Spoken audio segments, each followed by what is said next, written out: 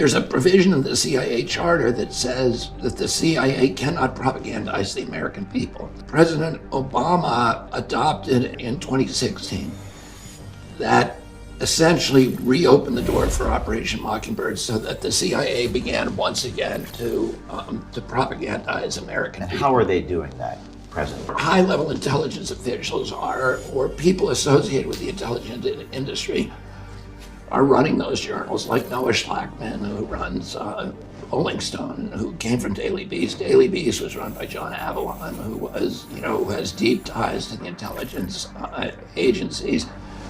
But even journals like Smithsonian and National Geographic, Nature, the Washington Post, the New York Times appear to be compromised by the CIA. We know from the Twitter files that both the FBI and CIA were operating portals within the Twitter and Facebook that allowed them to manipulate information and to deplatform people and to silence certain people that they didn't like in the social media. Operation Mockingbird was an operation to compromise American journalists. There were some 400 editors, journalists from all the largest publications. The New York Times had been compromised.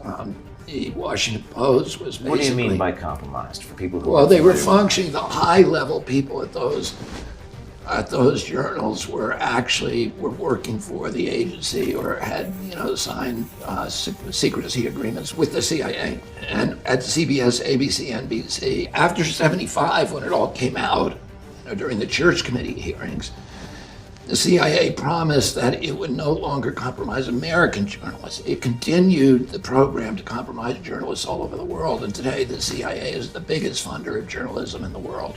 And how about present day? They fund it through USAID. In that little twilight zone before you fall asleep every night, I'm thinking about what I'm going to do in the first weeks when I get into office about fixing these agencies, one at a time. That's something I'm excited about.